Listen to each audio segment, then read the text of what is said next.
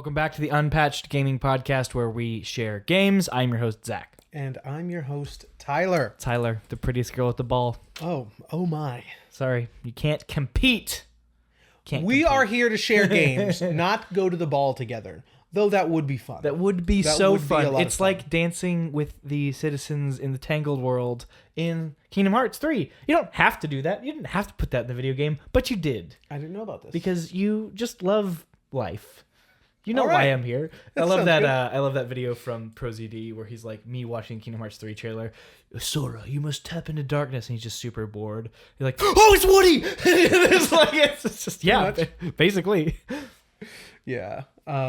Dude, that story is just. It's amazing. It's all over the place. It's man. a gift. And what the hell is that trailer for Kingdom Hearts 4? Just Sora in normal shoes. In a therapy bed? It's just, you know what? I'm here for the ride. As it moves away, likely from its mawkish Disney-like childlike wonder, I will fall away. It's like they're trying to do New Donk City, dude, in Kingdom Hearts 4. That would be amazing. All right. We share games here on this podcast, and we also share beer. Though today, I'm not going to share any. I'm going to have both of the beers we have because he is on the Lord's diet. Lent. Yes, he is doing the Daniel fast for Lent, and I'm going to have this Dot Matrix from Equal Parts Brewing. They are very quickly becoming one of my favorite. I think this will probably be like the 8th or 9th brew I've had from them. Okay. And every lager I've had from them is pretty much the best lager I've had. Wow. Especially if you can find it, get their rice lager. Dude, I love rice so lagers. so good. The The Dot Matrix here is a black lager, 5.2 here, and Equal Parts is in Houston. I love these guys. And I'm just gonna smell it, just like take it in. You know what I'm That'll be saying? That'll be enough for you. Yeah, it's like you were describing your dog, how your dog smells things. He just walks up to them, puts his nose directly into the thing, and just like does Pretty one much. deep inhale. Oh yeah, that smells really crisp. What's that? It's like that clean smell. Like it does smell almost like, it sounds terrible. Like Yeah, it's like not. wipes Yeah. or cleaning supplies. I knew or you were going to say it. It's not. This is surprisingly pretty malty. Like closer to an amber, though it's quite dark, as you can see. It's a black lager. They leave. That Yeah. highlights that. I malt really flavor. like the maltiness, but it's way lighter than an amber. It's a feel good one. that. It's a good one, dude. I feel that. So, we are here today to talk about a few games, but Yes. we are going to kick it off with Tyler talking about Atomic Heart. Atomic Heart, that is. So we were going to play 2 games this episode, and I moved over the weekend. Have been moving over the course of 2 weeks, really. And I barely had time to finish Atomic Heart. Finished it this morning. And I didn't get along to Wolong. Around to Wolong. What is happening with words? Didn't get around to it. He finished Wolong and just did not like Atomic Heart. He didn't play it. I'm sure if I would have given it more time, it would have been fine. Yes, because I actually ended this game on a very positive note. I was really, really forcing myself to play it for the first a little less than half of the game until you enter the facility. And there's going to be full spoilers here. I will tell you when we really get around to end game story spoilers, but probably up to the first 2/3 of the game, I'm just gonna talk freely about. But Atomic Heart, Zach, what were your expectations going into this game? Russian BioShock. I mean, that was pretty much everybody's expectations. Mm-hmm. I expected it to have a little bit more pace to it, maybe, than BioShock. A little bit more. Yeah, I was expecting something closer, like a pretty good equal ground between Doom and BioShock. Yeah, I think that's a fair set of That's what the trailers made it look like. It was intense. I am not someone let down by expectations, typically. I just literally never felt like playing it. I played about an hour and a half, and I was like, I just don't feel like playing this game. And so I played... Actually, we weren't even going to play Wolong initially, but I've been I'm a pretty big Team Ninja fan. I've played Neo. I was playing Neo 2 for a bit. I was like, oh, let's just boot it up. Let's see what they got going here. And I finished that game. I assume, actually, I would probably rank them similarly by the end. But we'll talk about that when we get there. Rank what similarly? Neo 2? Like, if I were to have finished... No. No. Neo 2 is amazing. I would probably... If I were to finish Atomic Heart and give it a to-do, I'm sure I would have probably put them around the same spot. Okay. Yeah, I'm not sure. There's a lot of things that you like in Atomic Heart. It takes a while to really get there. I'm going to talk about this a little later as well. This is sort of going to be a theme for me. Everything I'm going to talk about this episode, but something pretty darn good that's mired by quite a few bad decisions. So Atomic Heart, yeah, Russian BioShock on the surface. That's exactly what you've got going on there. You've got one hand dedicated to all sorts of powers. They're not supernatural here. Well, I guess they weren't in BioShock either. You injected stuff into you. You've got this glove that talks to you, this AI glove that sort of, it's got a mind of its own. It's another character. And when you're talking to it, you hold your hand up and these tendrils come out and they talk to you. And then you can upgrade a bunch of powers, get a bunch of new powers with it, and build really, really awesome guns. And put some scrappy tech on them. Everything looks good. Everything sounds good here. It's this Soviet utopia that has been built. Everything about it, super cool. I really enjoyed being there. But there was a lot going on that kept me from wanting to know about it. And that's what the main thing there, I think, is everybody's biggest problem with this game. And that's the protagonist. For most of the game, he's pretty insufferable, which is one of the main reasons you didn't want to pick it up. Like, he sort of deterred you from wanting to play the game, right? Yeah, a little bit. Definitely not as much as other people. Other people, that was like the reason they stopped wanting to play the game. It was just more, I don't know, the vibe. But yeah, he's part of it. Like, well, he's an asshole. Yeah, he didn't want to be there, which did not make me want to be there. Yeah, I mean, the opening line is, wow, I really, he's his eyes open, the screen comes on, it's this beautiful vista, this 1950s block party basically in the sky, and you're going down this river, and the main characters, wow, I really like being here. It's so beautiful, and the hand starts talking to you and starts telling you a little bit about it, and like 4 sentences in, he's like, "Yeah, can it, glove? I've been here before," and then just he shuts up. Yeah, and it's like I would not mind knowing a little more about this cool place you've made. And that happens for pretty much all of the game.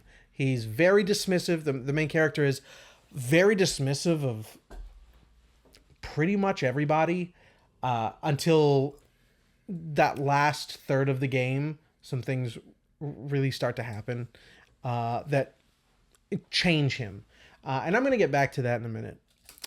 What is it about BioShock that you like? What brings you to BioShock when you want to play it? So I'm the weird guy who prefers 2 to 1. So it's definitely not the story itself, because the story is far superior in BioShock 1.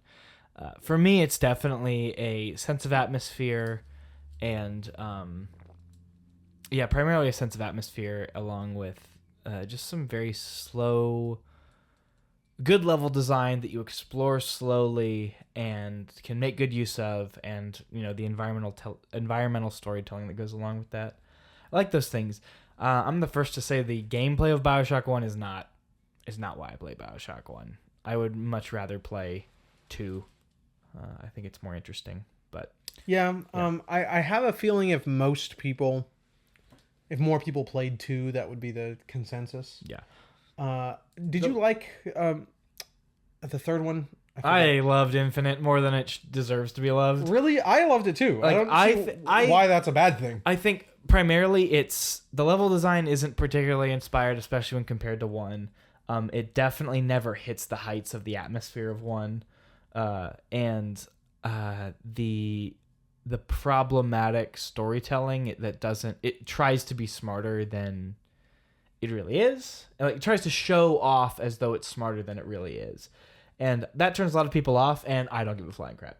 I am on a sky rail shooting an M1 Garand at a giant Mr. Handy. Like, I am in. This is what's so happening cool. for me. Yeah, And those guns feel good in that game. Oh, they feel great. And the powers have stopped being utilitarian, really, and just now they're just crazy, dumb powers. Yeah. And it's like great. It's just a good time. The best power in this game is pulled straight from what I considered to be the best power in Infinite. I think it was called Undertow, maybe, and it lifted everybody in the air for a while, and you could just start shooting them. I like the swarm. Was it a swarm of crows? I don't know. Swarm of something. Murder of crows. Yeah. That was my favorite in Infinite. I had such a good time. It's a pretty good one. I liked that, and then the bucking bronco. Which yes. Throw people off of buildings. Off of literally from the atmosphere itself. They're you're just gonna have to fall for a while and die. They'll just be a huge pancake once they hit the ground. It was a good time. It was good. There's a lot of that here. The only thing I think that this game is not doing really at all is the environmental storytelling. And sure, you can talk to NPCs. So everybody has this little node connected to their temple, and it connects them to a computer network, sort of like a cell phone does. It does all the things a cell phone does for you, and has AI built into it. And the AI is sort of fused with your consciousness when you put it on, and when you die, this I guess doesn't happen for everybody, but most people, when you die, your consciousness sort of sticks around for a little bit. It hasn't totally faded because the node has not faded yet. So you can walk up to many dead bodies and have conversations. They'll tell you about stuff in the environment, where to find. They might send you on a little side quest or something. You might get some new tools. So I don't really consider that environmental storytelling. No. Or, hacking it. Not really hacking, actually. They're just there. The computers, you can go and read emails and stuff. That's not environmental storytelling to me. It's, seeing dead bodies strewn about in a specific way. It's the opening of the Metroid damage. Prime. You don't have to scan a single thing and you know exactly what's going on. I suppose. You could scan stuff, but you walk in, there's a giant parasite monster and a dead space pirate, and then a tiny parasite next to the space pirate. And as you progress, you start to put the dots together that they're mutating these tiny things into these massive things. Like, you don't need to scan anything. Yeah. It's all there. It's great. There's not much of that in Atomic Heart. What there is a pretty damn good level design, in my opinion. And the mixture of enemies. Now, the enemies are kind of sparse. There's not many of them. And each of them basically just have a straight upgrade. So you've got the normal robots that just walk around, the humanoid robots with a mustache. They just walk around. They do some damage. Later on, they do melee damage. Later on, they get some sort of energy shield and this electric baton that can shoot huge waves of electricity. But then also there's ones that are in black suits that shoot lasers at you. So there's 3 there. There's a couple different drone types. There's a few different zombies. And the zombies will keep coming back because there's these like plant pods on the wall that keep spitting out these little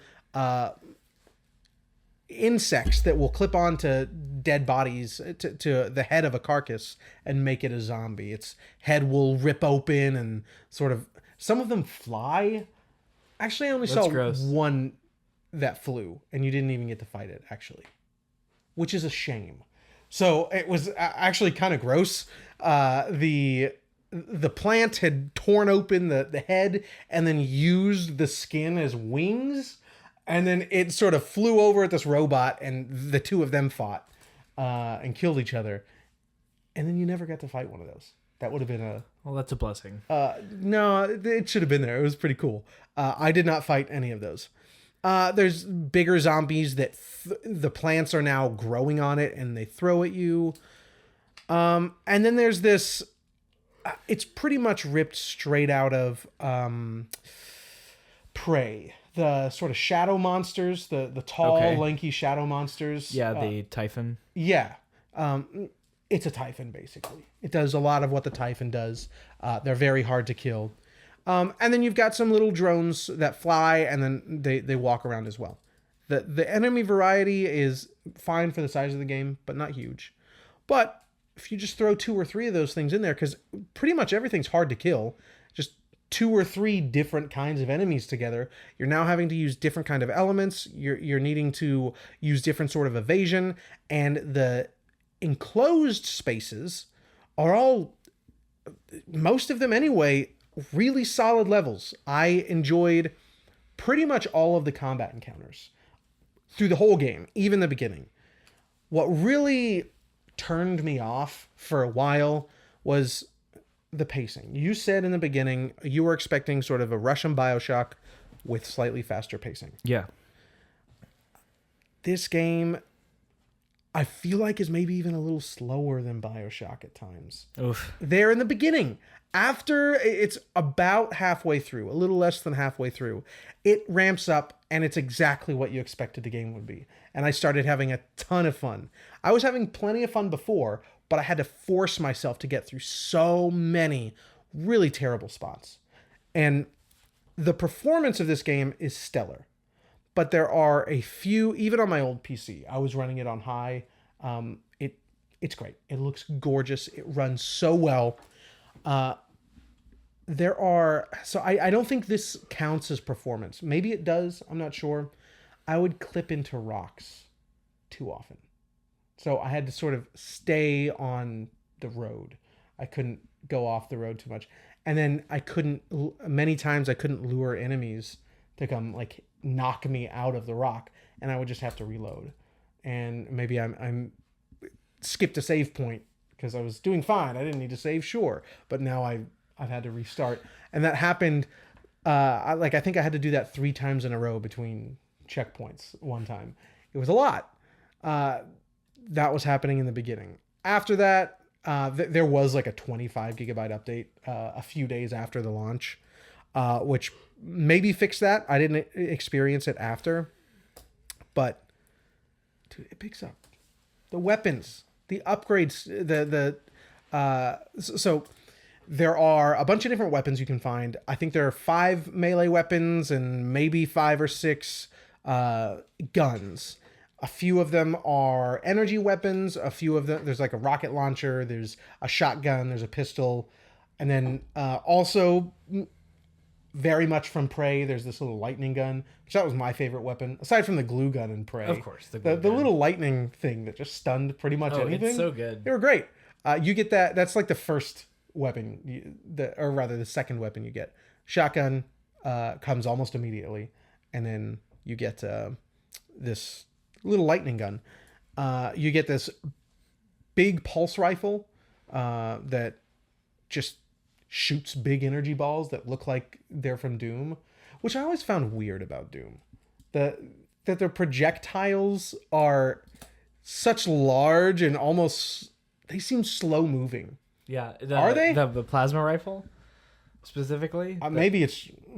Yeah. So, I have not played. I mean, the rest of the guns, like the guns that shoot bullets. I mean, you don't get to just pop, pop, pop, pop, pop, done. But yeah, so the plasma rifle is like literally if you move it left to right, it will like, you can almost like watch them wave. Like they do shoot slower. They're not hit scan. They're just, they're actual projectiles. So that's what's going on with this one. Very fast though. They're very fast. Okay. They were pretty fast here, but slower than the bullets. Obviously slower than the bullets. Sure. But it was kind of hard to get a read on where exactly those would go. And it reminded me of what I've seen of Doom. I haven't played Doom, though. We need to play Doom. I know. It's one of my all-time favorites. I know. I wish we would have played it for this episode, actually. Should I have had the time? I didn't. It is my second favorite action game. I've started calling it an action game because I truly think it fits that mold better than almost anything. Even action games. Okay. Yeah. We can talk about that sometime. Maybe when we play Doom. But what about a first-person game? First-person shooter? It's also my favorite first-person shooter. Okay, so yeah, that's a rabbit hole.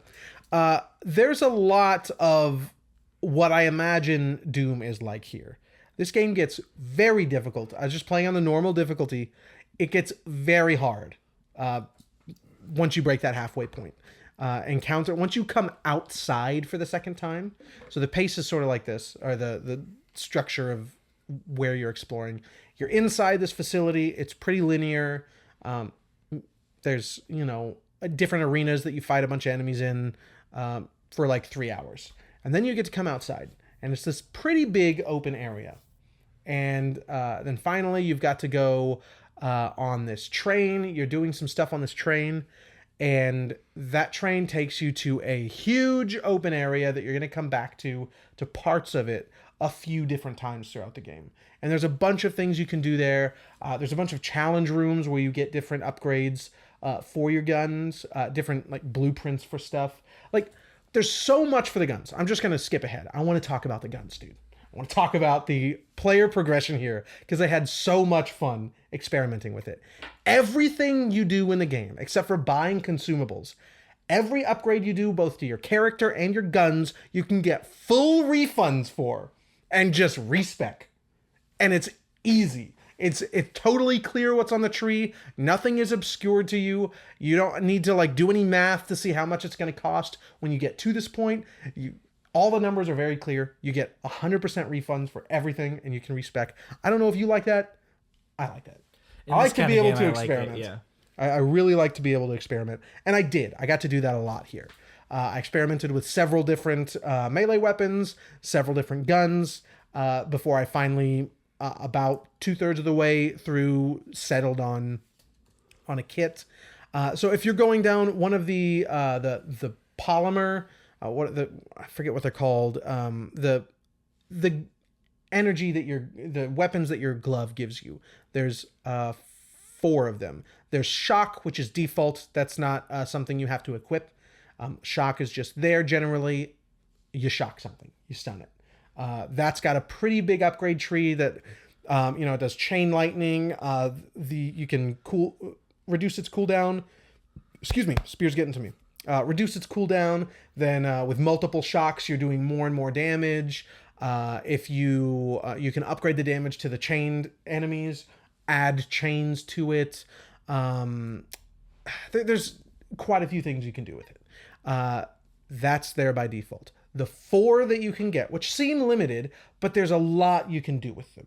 As I mentioned, the levitation thing, it's prominently featured in the trailers.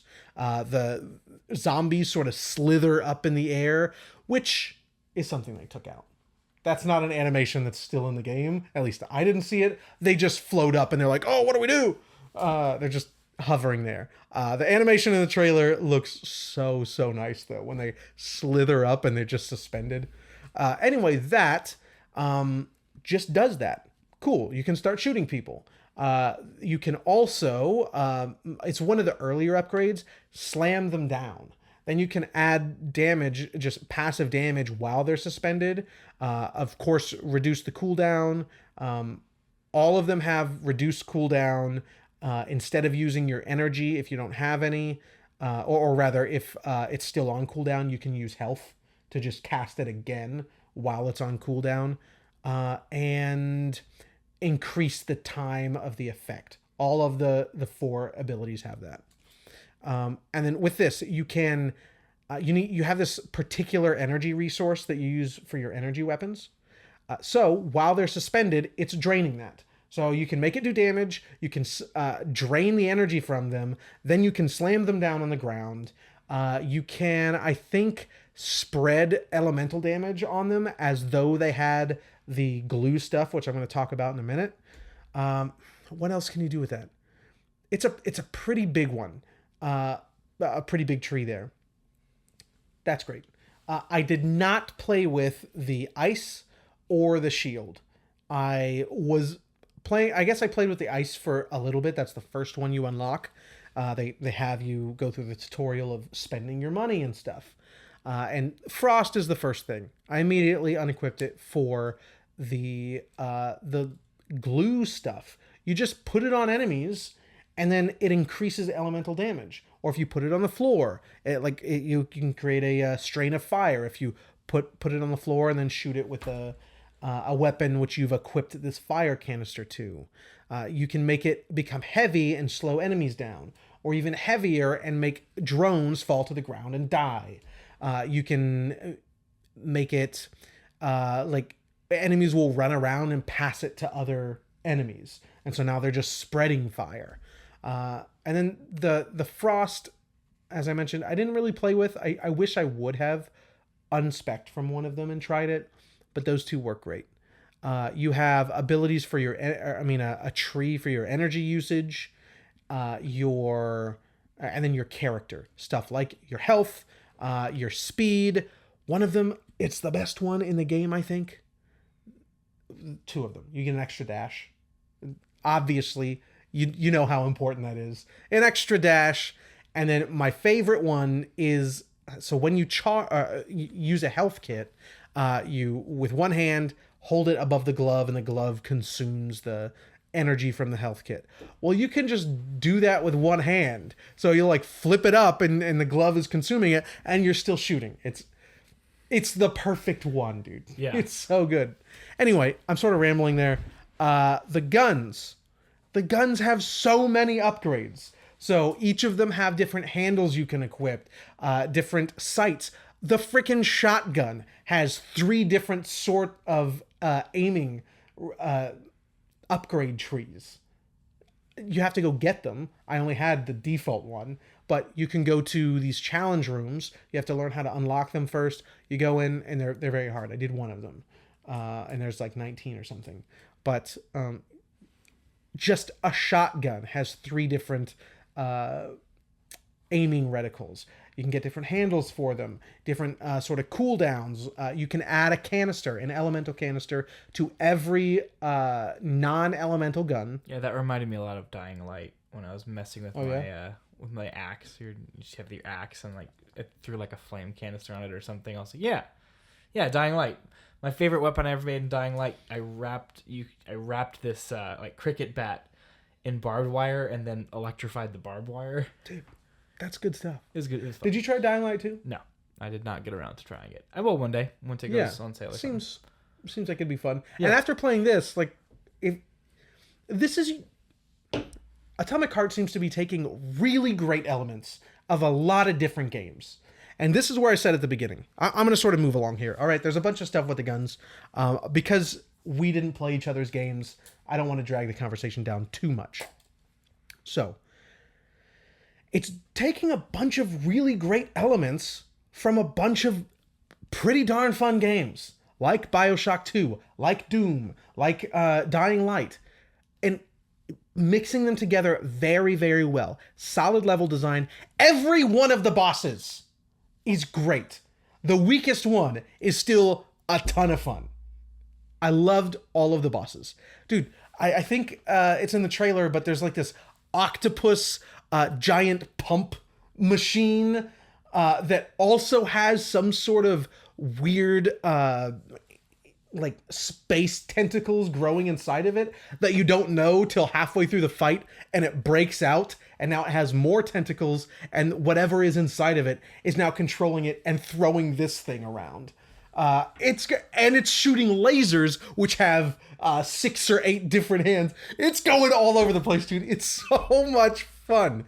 That was probably the best boss fight in the game, followed by the first boss fight, which was another sort of sphere enemy prominently featured in the trailers.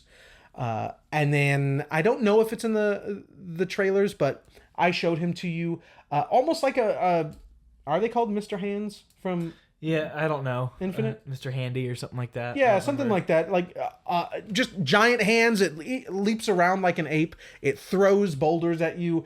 And then halfway through the fight, its head catches fire. It starts overheating itself and spitting fire. And then the boulders it picks up, it spits fire all over it and throws them at you. It's fun. If there's a boss rush, I wish you could just do the boss rush. But... goodness gracious, the pacing here. I think they tried too much to make it an interesting BioShock game. And the story is a little too predictable. And there's a twist at the very end that is just there for the sake of having one. It didn't really feel earned because the story doesn't matter that much. And the protagonist is, as we have mentioned, just an asshole. And in the first third of the game, you've got parts where you have to move very slowly around this huge arena on this gondola and shock these things below you as you move. That takes like seemingly, I didn't time myself. It seemed like 7 minutes to go around this stupid thing, and occasionally a drone would come out that you could just shoot down. It wasn't a challenge. It was just moving very slowly, and the problem with that was what they were doing is giving you time to have your shock recharge, which it has already recharged between the things you have to shock. But you're probably also using it for the drones, and that's what they were accounting for. Instead of just forcing you to save your shock between those things, or you'll miss it, they gave you so much extra time between these, and it took, I think about 7 minutes. There's a part where this robot is helping you out with something, and you can go to the door you need to go to, and the save room is locked. The door you need to progress, it's locked. You have to wait for her to walk down these steps, and I think there are 6 pedestals which show the evolution of the technology of this place. And she walks up to every one of them and gives this little speech about what that means to her. She's like bordering on sentience, and she just doesn't like these things. I didn't need to listen to that. You didn't make me interested in that. And the character isn't interested. Like, he's constantly like, yeah, come on. And that makes me feel that way. But they eventually just sort of do away with that. Like, it becomes totally unintrusive after that, roughly halfway. I don't know. I've been saying a third, a half, around there. And that's the beginning, though. That's what's really turning people off, I think. And the character also becomes way better.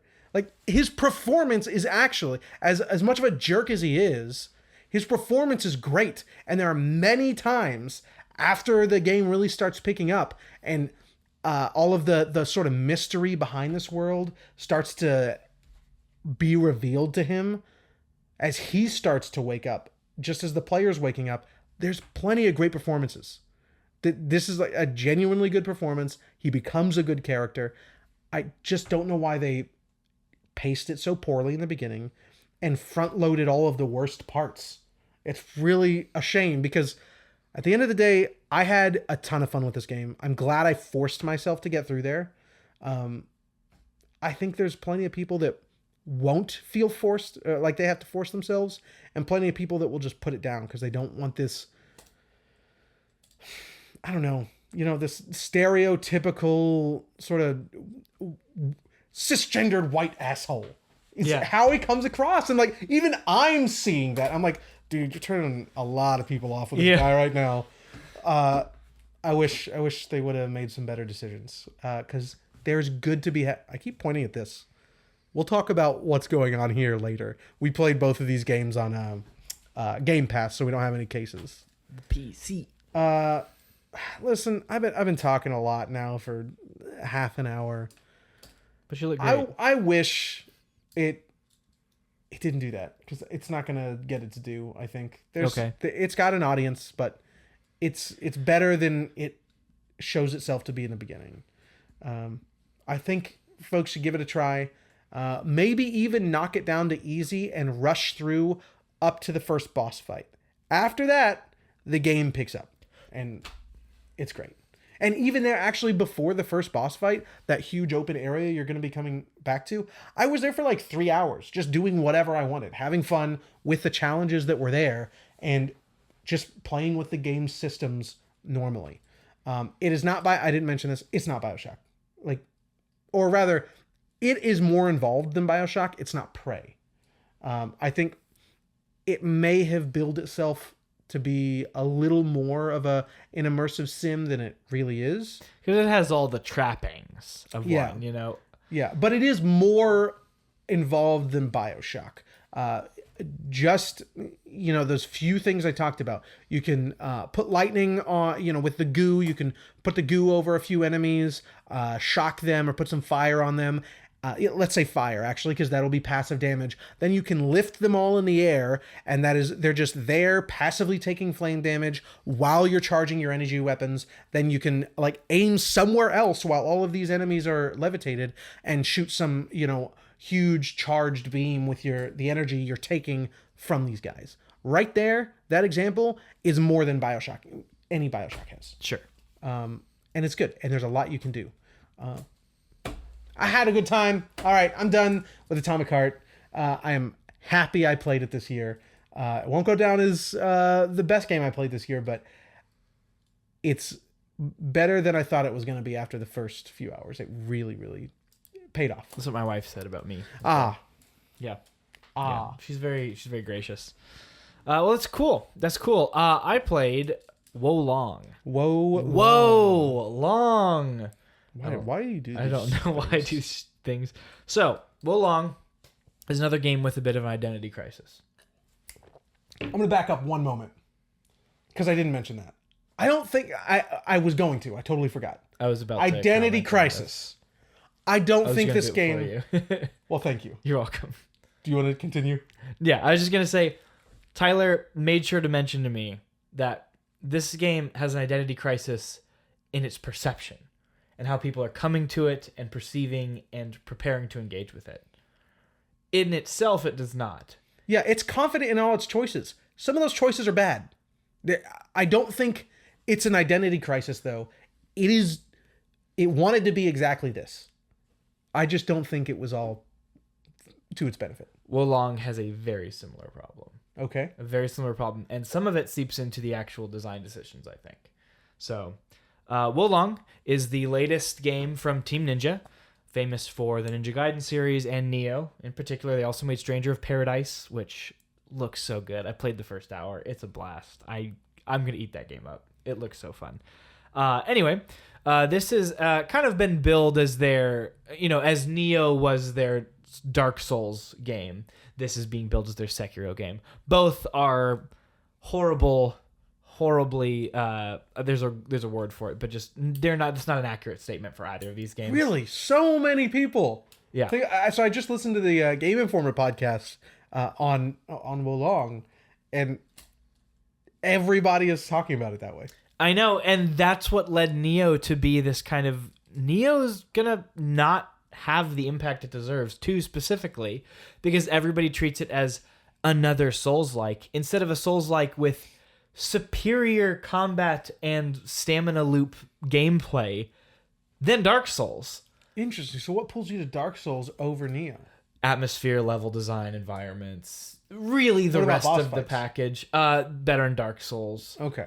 Boss fights can be pretty finicky and annoying. They're still good, but they lack the impact, the memorability, the scale, all so those it's things. the moment-to-moment action? The moment-to-moment gameplay, specifically the key pulse system, I think elevates it alone, where your stamina goes down much faster, but if you hit the R1 button, depending on when you hit it after your combo, it will restore the amount of used stamina that you used. It's a timing thing. You have to know, if an enemy hits you, obviously that chance goes away, so it's about dancing that in and out. You get bonuses to where you have high, low, and mid stance. High does more damage, mid is better at blocking, and you go move slower when you're in high stance. You move faster in low stance. Low stance uses less ki when you dodge. All these things.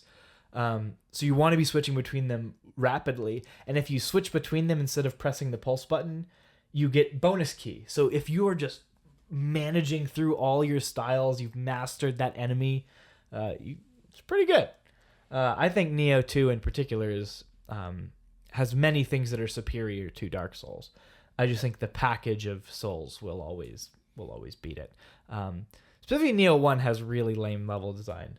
I would argue, some people say 2 as well. I would argue 2 has great level design. Okay. Anyway, all that to say, this game is not Nioh 3. A lot of people were just expecting Nioh but Sekiro. And that is not what this game is at all. It has very simplified loot, far simpler and less aggressive I would argue less interesting enemy design. There's a lot. The RPG mechanics have been simplified drastically. The loot system has been simplified drastically. Some of those, depending on who you are, might be a good or a bad thing. The complexity of Neo is its biggest, most daunting thing. Managing your loot, going for the build, all the stats, it's very unforgiving. Neo's harder than Dark Souls. Pretty much everybody would say that. Neo's tough. I haven't beaten 2. I want to, but I've beaten 1. The second thing is it is not a, quote, I hate this term, but I hate that I'm saying these words, Sekiro-like. It's a joke. What? It's not a Sekiro game. It has a posture meter. It has a deflection mechanic. You can deflect most attacks. But this game retains a pretty big emphasis on RPG mechanics. Sekiro is an action game. Pure and simple. Your master of the system is the only thing standing between you and victory. There are multiple ways to get an advantage over your enemy in Wolong, specifically through its RPG systems. So it really doesn't fit that bill either. It's also not something entirely new. Despite some new mechanics, it still centers around those Souls-like combat philosophies. It has a posture deflect system. It has loot. It feels more like a pastiche than its own thing. That being said, I'll get to it briefly. It does some very good, interesting things that I think should be adopted. But all that to say, it's not what anybody was really looking for from them, I would argue. Any Neo fans, it's not what, Sekiro fans are looking for. You could technically call it Sekiro Light if you want, just because of the deflect system, but that means you're taking one mechanic and putting it in a game that is not an action game, it's an RPG, like an action RPG, and then calling them the same game, or like a inspiration. I just don't think it's enough. I don't think it's enough. So here's some of the fresh mechanics. They took the posture. So the posture mechanic, for those that don't know, in Sekiro, as you deflect enemy attacks, so you block at just the last moment, and you can deflect crazy crap like snake bites and wind blasts and all this stuff, right? As you deflect, it builds the enemy's posture meter, and when that breaks, you get a free lethal attack. This is Sekiro, right? This is Sekiro. Yep. And so bosses take 2, 3, sometimes 4. Like a giant snake. Lethal, exactly. Sometimes lethal strikes. It's so cool. And as you do more damage to them, like just actual slashes, their posture meter builds more quickly. And so really, it's what I like about it is it's an action game. It is more about creating openings rather than finding the right build or power or just memorizing a pattern. It is truly about creating an opening in your enemy, and using all the nasty tools you have to your advantage to make that happen. It's great. However, you have a posture meter as well. Enemies can do stuff that will increase your posture meter, and if it breaks, they get a lethal attack on you. Now, what Wolong does is it has taken the posture meter and has given it a positive and negative side. So you start a battle right in the middle. Right in the middle of this posture meter, you're at neutral, and so is the boss or the enemy or whatever. And you can, by doing basic attacks and successfully deflecting, you gain positive posture meter. And if you're negative, you're gaining, you're moving back up. If you deflect, and what's nice about this game is you can deflect and move. It's like a half dodge with a deflect at the same time, so you can position yourself as you deflect. It's good, but that deflecting and not deflecting actual attack, you just empty deflect, or you dodge, uses posture meter. Using your strong martial arts attacks, or you have this one attack, it's basically your strong attack, and the higher your posture meter is, the more posture damage it does to the enemy. So you're using this like a meter. It's, because there's no stamina anymore. Just like in Sekiro, there's no stamina bar anymore. So this posture meters has stopped that. Now what's nice is, let's say you're using all your crazy powerful moves. You're using your magic flame wheel attacks and you're using your super powerful martial arts moves. You can keep doing that. You can overextend. You'll be at max negative posture. One hit, one mistake will break your posture and probably lead you to your death. But you can push, you can overextend. And you just keep going. It's so it rewards you for being confident and moving around like that. But the ideal situation is keeping on the offensive, constantly deflecting up in their face so you can keep building that positive posture meter, using it to build theirs faster. And that's kind of the loop of the game. It's pretty simple, but I like that change. It lets you make risk-reward decisions like that. With the negative posture, does it stop at the end of the bar, or do you keep accumulating? Like, it might not visually show you. It is as far as it can go and stays there until you start getting successful deflects or land hits on an enemy. That's really the only way you can start getting it back. It does technically go down on its own, but I mean, fights are so fast it doesn't matter. Like, that won't start fast enough, really. Now, another thing that I think is the best innovation the game has is the morale system. So the morale system, every level you go to might have, 1 or 2 missions in that level. But that level has banner stations throughout the level. And so what you have is morale system. And so you start every single level at morale level 1. So you have your in-game level. I'm level 60. I'm level 70. And you use that to invest in one of 5 stats: water, earth, fire. It's really dumb. They should have just named them what they are. But, there's wood, and that is mostly health. And there's fire, which is mostly offense, and all these things. So you level up, and each thing you level up, you can unlock fire magic if you're upgrading fire, and whatever. It's RPG stuff. Now, what's important is when you start a level, and you are at morale level 0, which you start every new level at morale level 0, and you find a morale level 8 enemy, that enemy will basically be treated as though it's a higher level than you, like in any other RPG. Like, it'd be you as a level 20 fighting a level 30. And as you defeat enemies, as you use your cool martial arts moves and stuff, gives you some bonus morale, your morale goes up, and it can go all the way up to 25. And even the boss at the end of the level has morale, usually around 20 or so, has a morale level. So if you're over that boss's level in morale, you're spanking him. Like, you're doing a lot of damage. Some bosses, like the late game bosses, are much higher than that, obviously. But so I'm just not seeing it yet. Like, it just seems like a secondary leveling system. So this is what's interesting. When you die, you lose all of it. Okay. So you're like, oh crap! Like, you get one try against the boss, and then you have to go back and regrind. No, as you progress through level, there are banner stations, and as you claim, it's based on the Romance of the Three Kingdoms. Oh yeah, so you start at that. Yeah. That morale. Yeah, and so you're increasing it's called like something morale. I don't know. It's like passive morale, basically. But you can start over, right? I think because I mentioned I was listening to the podcast. You can start over. You can basically just go back and start from 0, so you can get to a banner station with higher posture. Is that correct? No, so it's basically for that level, as you claim more banners, when you die, what you are reset to, the morale number you're reset to is higher.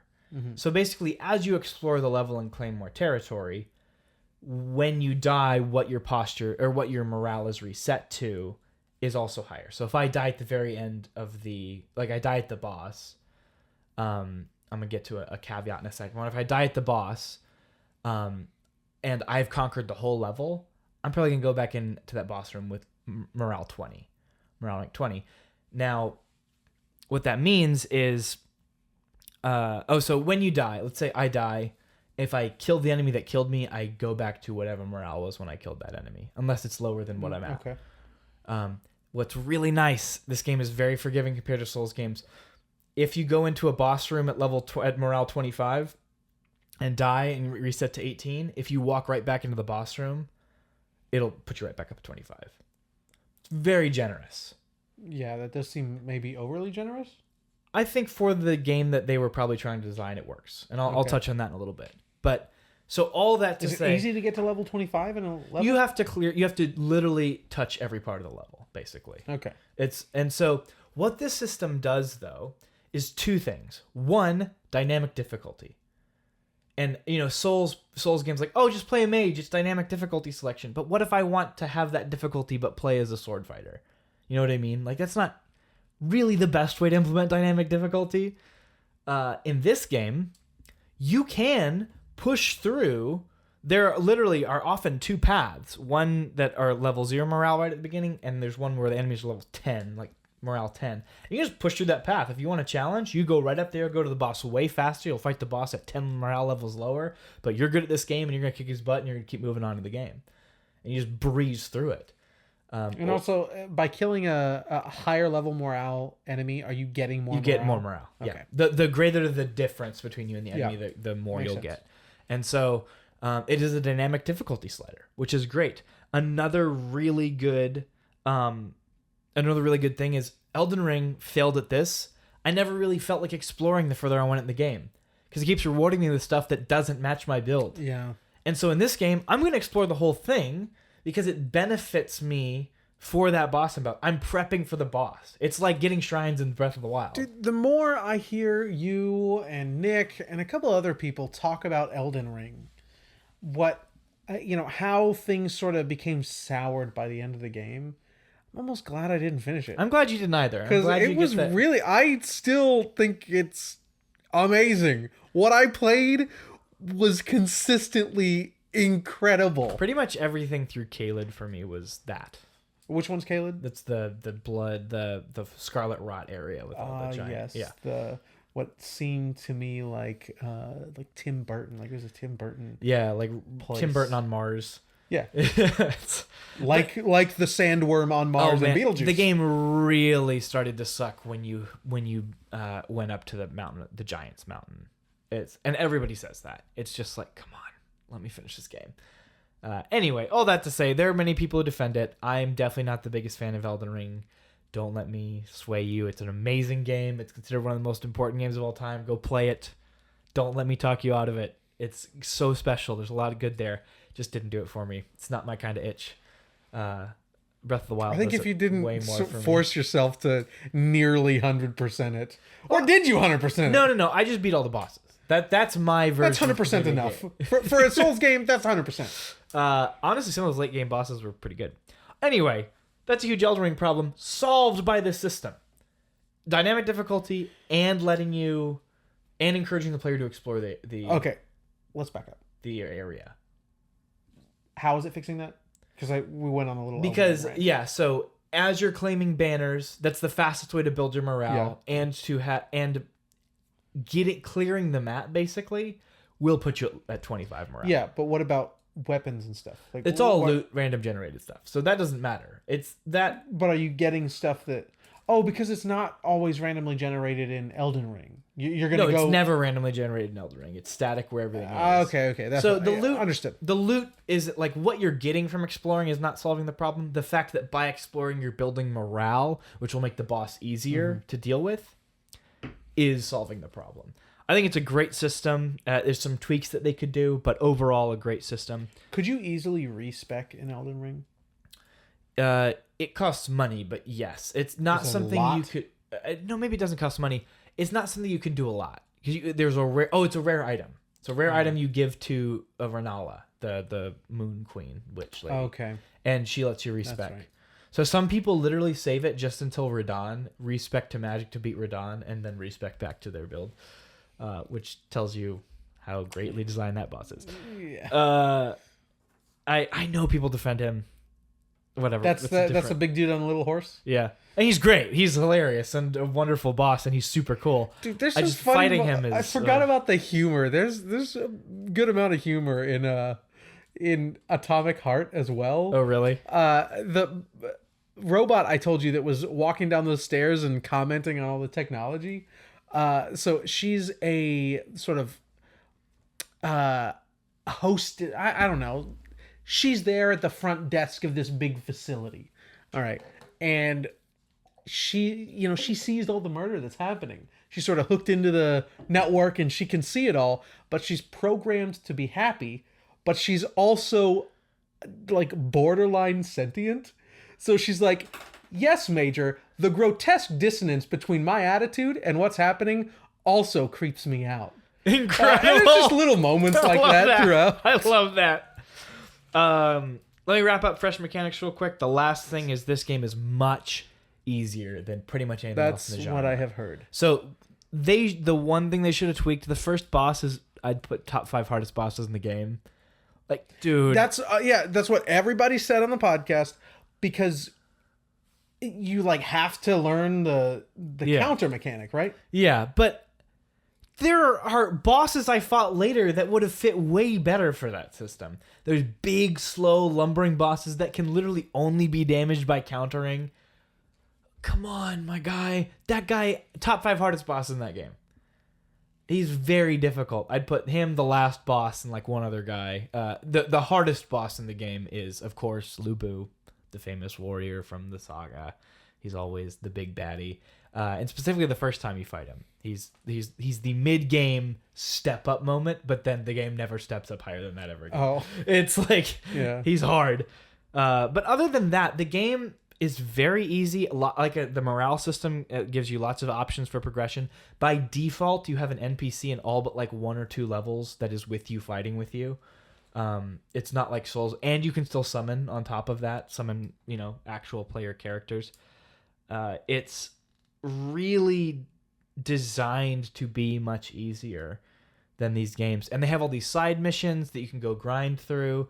I pretty much always had loot that was the best loot. The loot system's overly generous, I'd argue. You get these really rare things super early on that I never changed out of, just upgraded all the way.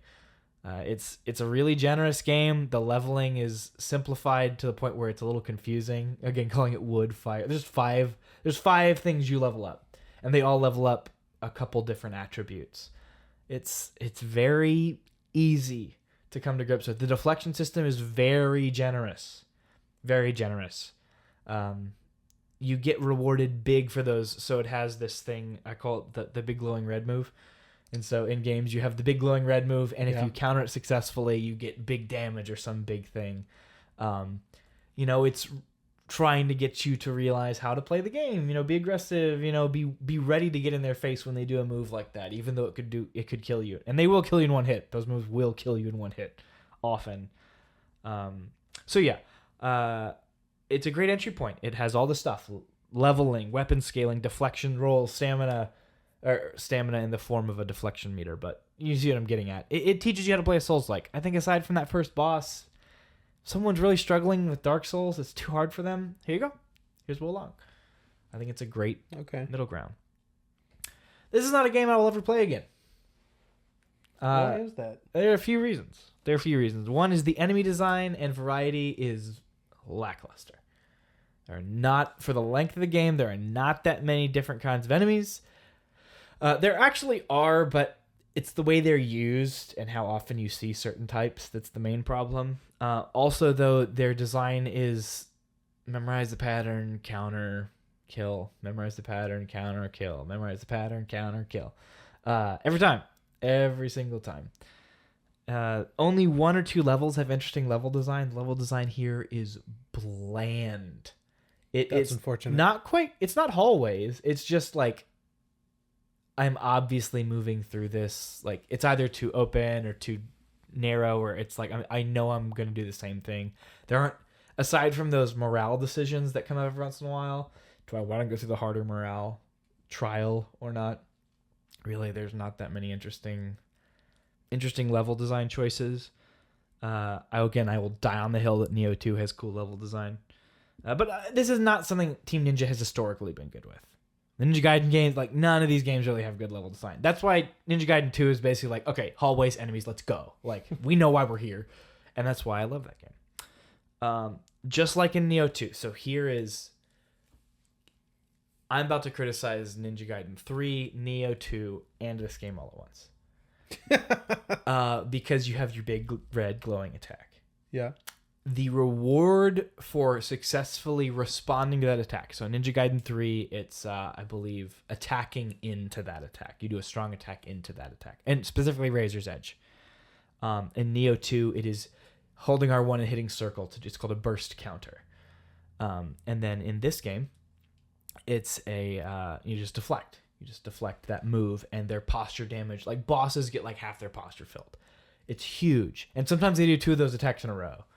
And so you just get a free super stab on them or whatever. Big damage.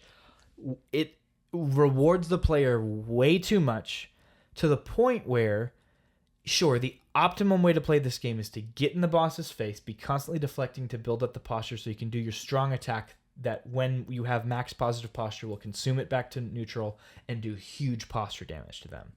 And then also on top of that, counter the red glowing attacks. Unfortunately, if you're struggling with a boss or about to die against the enemy, you can just bait out those attacks. Run away, wait around, maybe counterattack here or there. Just keep your posture meter built up. And then, there's the red attack, push counter, and then run away. Because it stays up long enough. And sure, maybe it'll go back down to neutral, but they'll eventually use 2 in a row. Or there's sometimes you can bait them out just right. So it really encourages passive play if you're struggling, which is the kind of people who don't need to be playing passive. They need to be getting up in there, countering. I will say Nioh 2, the reward for successfully burst countering a boss is often not enough to make you want to sit around and bait them out. They will kill you. They're so aggressive, they're going to kill you fast enough. So it's not a problem as much there. Ninja Gaiden 3, it is the main problem I have with the combat system in that game. I mean, you get 4 free... When you have a maxed out weapon, you get 4 free kills from a successful counter. Free kills, no matter the enemy. 3. And some of these enemies are tough, so I just run away and Ryu's fast. Just jump around. Oh, there's one. Bam. Sometimes you can bait it out if you do this little meditation move. It will inevitably bait out a red attack. You just get your 4 free kills. Oh, dude. That does seem a little crazy. It's wild. Now, I know not to play the game like that, so I have fun. But that is what you're actively encouraging the player to do, especially if they're struggling. So I have a big problem with this glowy red attack counter thing that has become more and more popular in games. Specifically their games, it sounds like. Yeah, especially in their games. There are other games that do something similar, but to this extent, not quite so much. I don't know. I felt like that was a pretty glaring problem. That's so long though. I mean, again, some interesting design decisions. It has its problems. I don't think it's a game I'd recommend to people who are already into these kinds of games, especially the last person I would recommend it to are fans of Nioh. Just this game is not Nioh 3. It's not for you. This game is baby mode compared to Nioh. Nioh is so hard. There's no loot system. Some people play Nioh for 800 hours like it's Diablo grinding for the right synergy of loot. That's not this game. It's just not this game. That's not my kind of game, dude. No, me neither. I played Nioh to the end.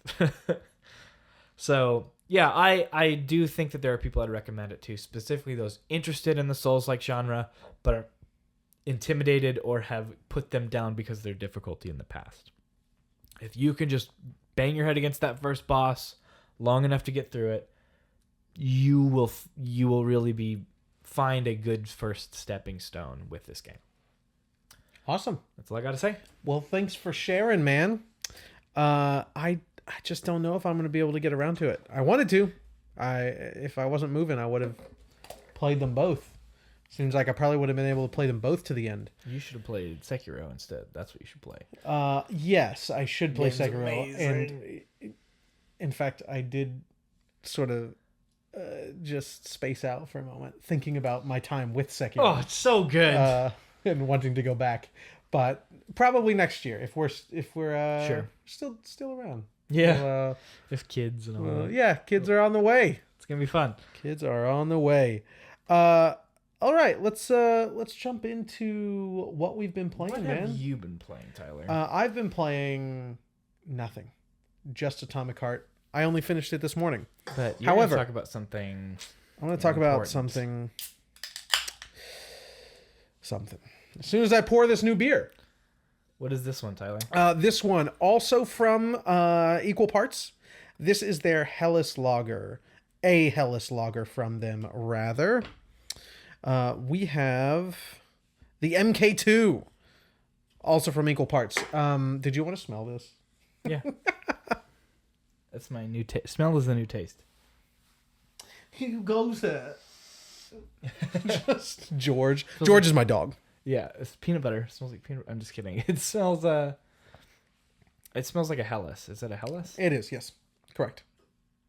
Maybe you said that, and that's why I thought. I did. Okay, that's probably why I thought it. This is it's a straightforward lager. It's very good. I have not much to say about it. Amazing. Would you mind opening that up for me? Got it right here. Okay. Let's see here. Folks, last week, The Last of Us wrapped up. I've got some notes here. I forgot to write them down. So I typed them up and sent them to Zack. I've been watching The Last of Us. Like most other people that are fans of The Last of Us, I was looking forward to the show. And the show was pretty good in several respects. But it was also pretty bad in several others. Excuse me. The beers, the lagers, they get into me. If we ever make a t-shirt, I want it to just say Unpatched Gaming Podcast. The beer's getting to me. I say it all the time. It's probably the most iconic quote from our show. If anything could be called iconic. That's it. All right. So there's a lot of things to like here. Full spoilers ahead for The Last of Us TV show. If you have not finished it, I'm not going to talk about the last 2 episodes. The second to last episode, that is, until the end here. I'll get around to saying that. But up to episode 8, I'm just going to talk freely, okay? There's a lot of great things to like about The Last of Us show. It is so detailed. They really, really achieved. It is an achievement. So there's a lot of stuff you don't get to see in the game, Zack. Like the sort of how the fungus, the cordyceps, is working with the body. You just know, oh, this person has been infected with cordyceps, so they're a zombie now. Cool. But you don't really get to see the fungus like enter their body or how they pass it on. Rather than just biting, there are these little mycelium tendrils that come out of their mouth, and when they bite, they enter into like under somebody's skin, and there's that. And then you go to look at someone that's turning, and they start like parts of their body have mycelium growing in them, and they just like those parts of the body are becoming less active, or rather less useful. They're twitching a bit.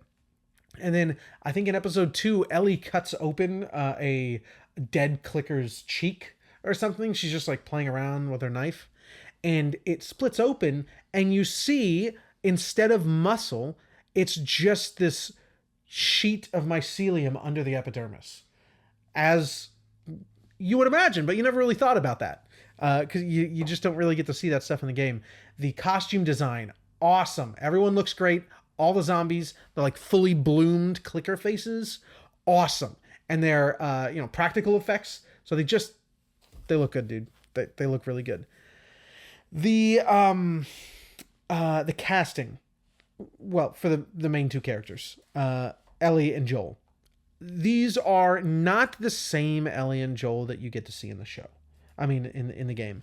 However, they are great representations of Ellie and Joel. I think they're both doing their own thing. They differentiate from the games just enough to feel different, but they're also very familiar, and they're both doing it really, really well. I think they do the characters justice. So there is, let's see here, the brevity. The show is essentially 7 episodes long. It is 9 episodes. 2 are full flashback episodes with maybe a total of 5 minutes of story progression on either side of the episode. So really, 7 out of the 9 episodes are furthering the story. I like the brevity. They don't spend really any time on world building. All of the world building is done in 1.5 minutes in the beginning of the show, where they show a TV clip from the 70s or something, the 60s, I don't know, of 2 scientists arguing, debating on this TV show about, with global warming coming about, fungus could start to mutate. Right now, various mushrooms and poisons don't affect us because the body's too hot. It dies before it really affects us. So he starts listing off a few different funguses, and then eventually gets to cordyceps. You said, well, what if temperature, the global temperature got so hot that it mutated to survive there and then could eventually affect us like it does insects? And that's the argument. Jump ahead to modern day, and you see Joel and his daughter at home. During, it's his birthday. He goes to work late, and she gives him the watch. It's good, and she's great. Roughest scenes in all the video games. It's really good, dude. It's so hard. It's very good, and I forgot. I've never been able to finish that game. I've watched it like 4 times. Yeah, I forgot that. Well, actually, I don't know if this is true of the game, but certainly in the show, there's a U.S. military man, whatever this dude's office is. Anyway, holding up Joel, and I believe her name is Sarah, his daughter, and Tommy comes along to defend them, but accidentally shoots her as well. He's the one who kills Sarah, not the car crash in the show, and that's what eventually splits them apart. And if that's new to the show, I can't quite remember. It's a great addition. I think they work with that well. But again, aside from those 2 minutes in the beginning, there's no world building. It goes at breakneck speeds, and it's great. They don't spend too much time on anything except for the things they do, which is really a problem. My biggest problem with the game. The brevity is not properly used. 2 full flashback episodes. We already expected 1. They are doing the Left Behind DLC, Ellie's backstory, or a piece of it. This big coming of age moment for her, and that is a fully faithful remake.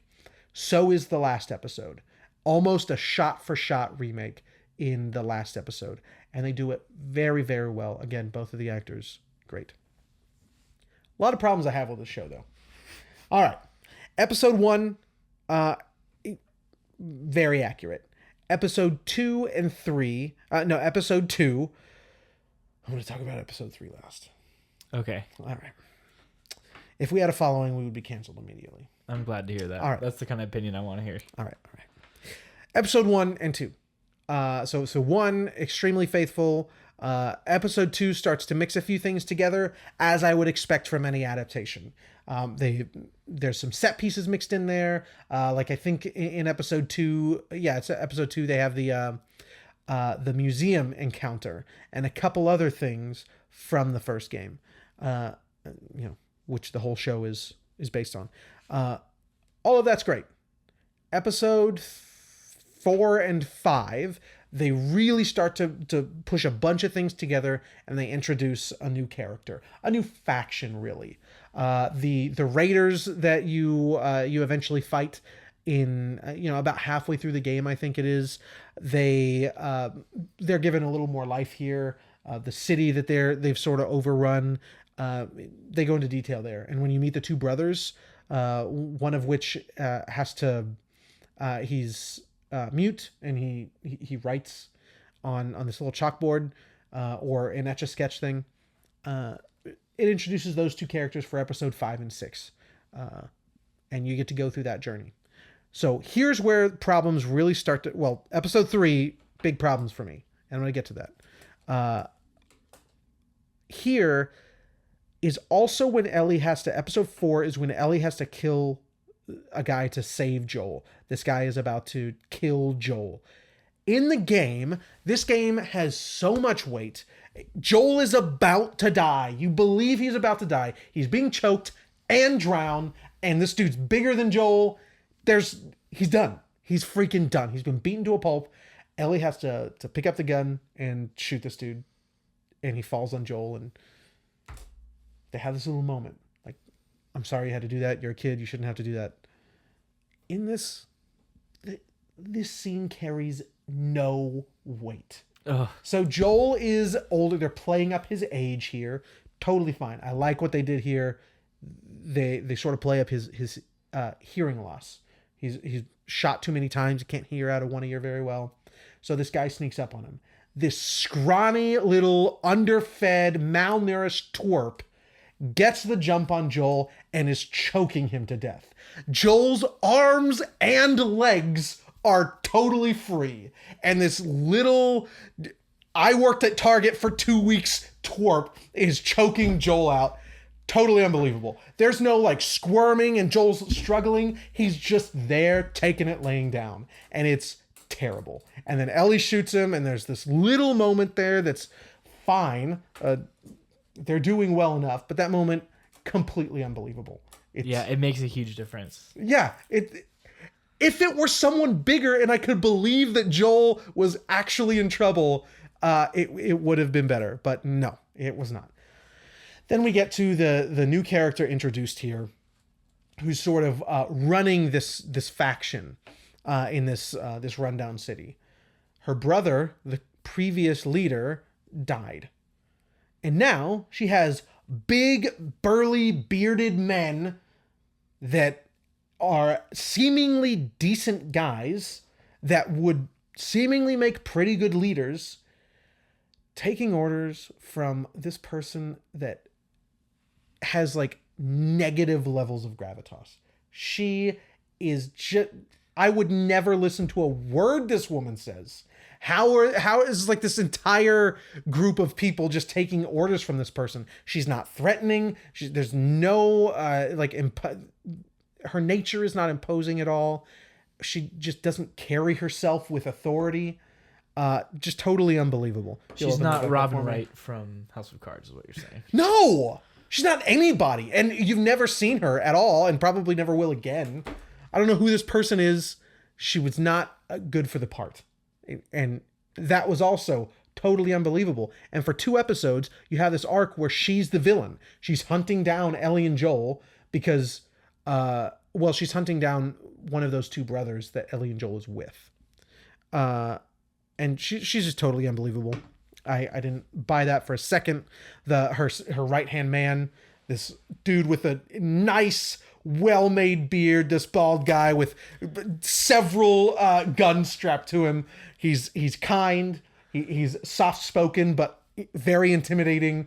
I'd take orders from that guy. Who the hell this is? Like, I can't believe he's taking orders from her. I don't get it. I don't get it. It was not good. Okay. Let's see. I said missing pieces was totally faithful. That was a huge plus. Episode 8. Bro. So second to last. Right? Second to last. Okay. All right. Full spoilers for episode 8. The last episode, I mentioned 100% faithful. I'm actually going to jump ahead to that real quick before I get into these spoilers here. So there aren't really no spoilers. If you've played The Last of Us, it's 10 years old at this point. So this is, I'm not going to count this as a spoiler. All right.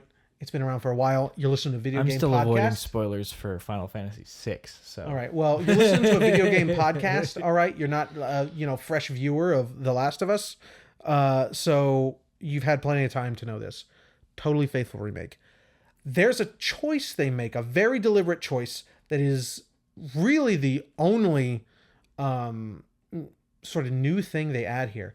Oh, the opening scene of the last episode is Ashley Johnson. She's running away from some people she's holed up in a house, and she gives birth while fending off a clicker. She gives birth to Ellie.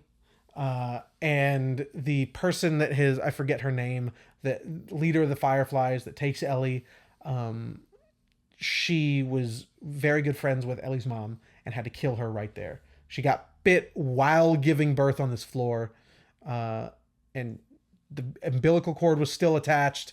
It was a very messy scene, but she was Ellie's mom. Little cameo there. But this choice they make here at the end of the episode, they get away, Joel lies to her, and they're walking back to, I believe the place is called Jackson. Do you remember? I don't. Okay. I'm going to say it's Jackson, but I could be getting that confused with the other zombie show. Whatever that is. Walking Dead. Anyway, they're walking back to Jackson, and Joel is excited. There's like new life in Joel. And this is exactly how it is in the game. And he's talking about his daughter, and how they're, her and Ellie are different, but they would have gotten along. They would have been friends for these reasons. They would have been able to help each other, discover these things about each other. And he's sort of, you can tell in the game, you're controlling Ellie at this point. So Joel's in front of you and you just see Ellie's back. You can tell, you like hear the pep in his step and his voice. And he's like trying to make Ellie his daughter now. You see that happening.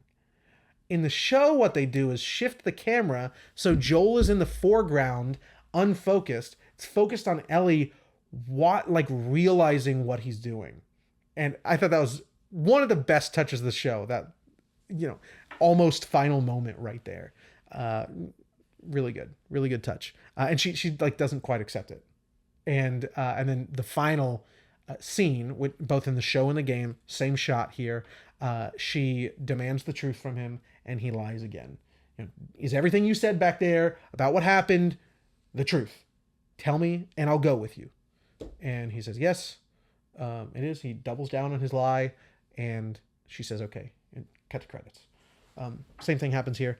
But the lead up to that question makes more sense in the show, because you see her quite like, he shouldn't be so happy with what has happened.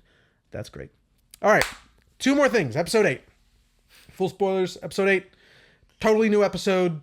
Just totally made up here. Not from the source material. Oh, that sucks, dude. Episode 8 sucks so bad. Is it as bad as episode 3? No. No, it's not. Episode 3 in a vacuum is good.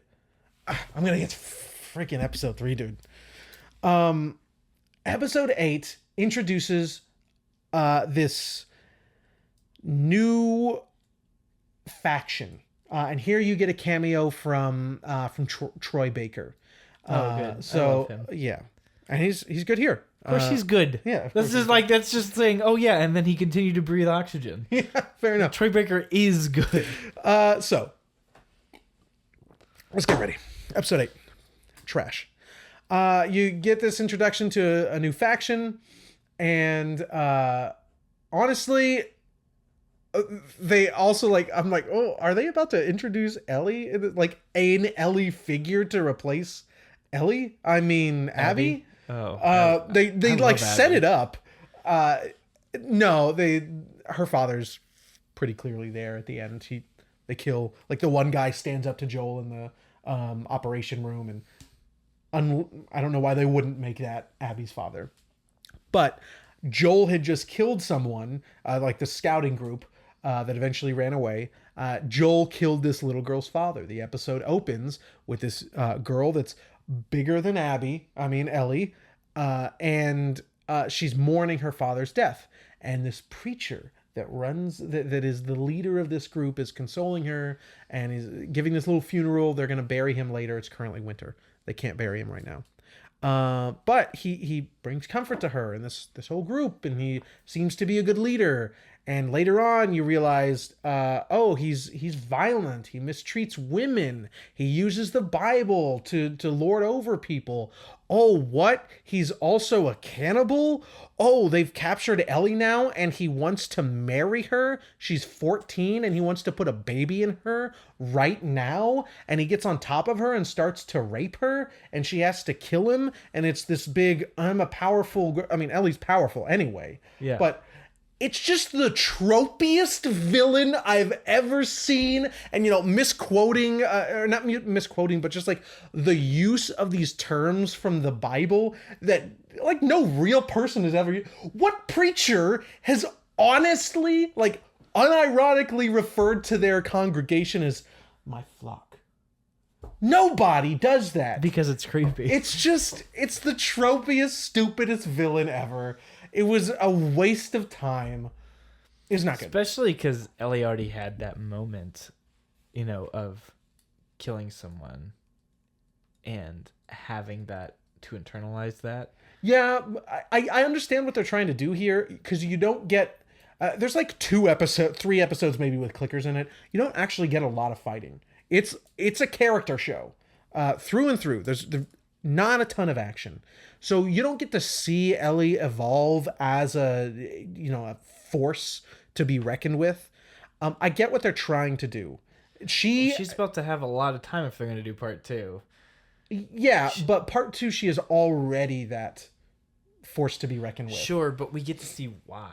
Like, I didn't feel a gap between Last of Us 1 and 2. You know what I mean? Like, I believed she was who she is because I saw what the world is like, and I saw what Joel was like, and I saw what all these other people are like, and then I get to see the way she interacts with people and the way she talks to other people. I believed it. I didn't need all this stuff. Yeah.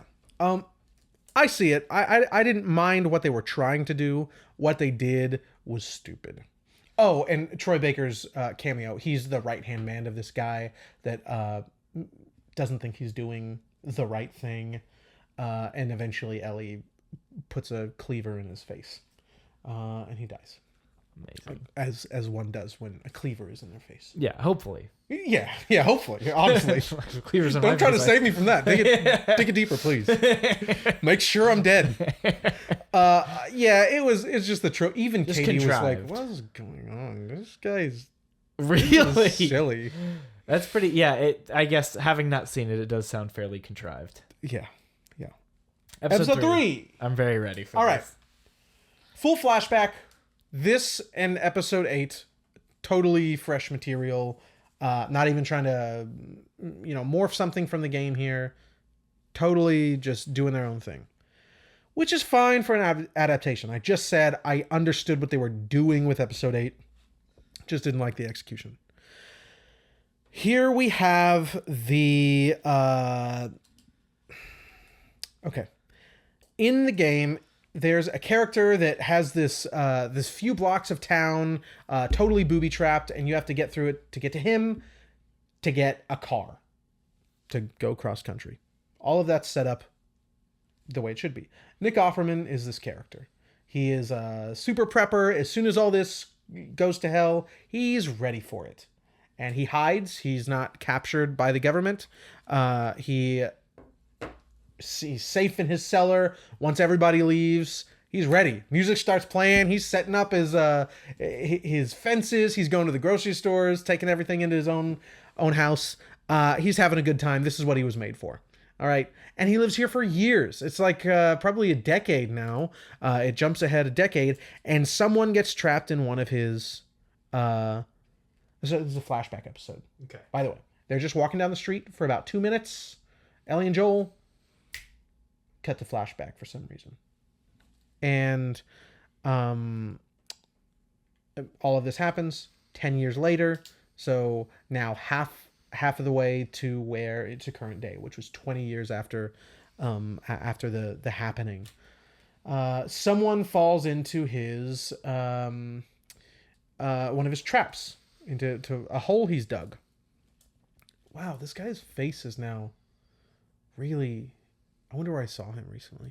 Anyway, this guy falls into a trap, and out of the kindness of his heart, he doesn't kill the guy, and Nick Offerman doesn't kill the guy, pulls him up, gives him a meal, and sends him on his way. This guy sees the piano as they're walking out the door and says, "Oh, can I play you a song?" And he starts playing a song, flipping through the book here, the music, the sheet book, and gets to a song that really, really strikes Nick Offerman's character. I forget the character's name. And they have a moment. And these two homosexual men go take showers, go to bed together. Then they live the next 10 years together. They live a life. And the whole episode is the second longest episode in the show. Second only to the pilot. It's like, what is it? Like an hour and 15 minutes, I think. Wait, what you just described as a whole episode? No, okay. Well, the life. The life they live. I'm not finished yet. The life they live is the whole episode. There's the 2 minutes at the beginning where Ellie and Joel are walking down the street. She sees a dead body on the side of the street. Camera pans, flashback to this.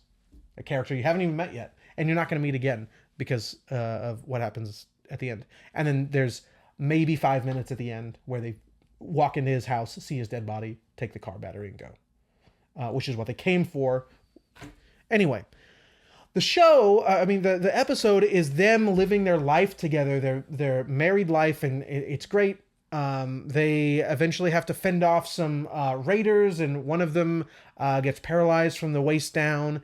And they grow old together, and I mentioned earlier, this episode in a vacuum, it's great. It's actually a genuinely touching story. It's totally fine. I enjoyed it for the most part.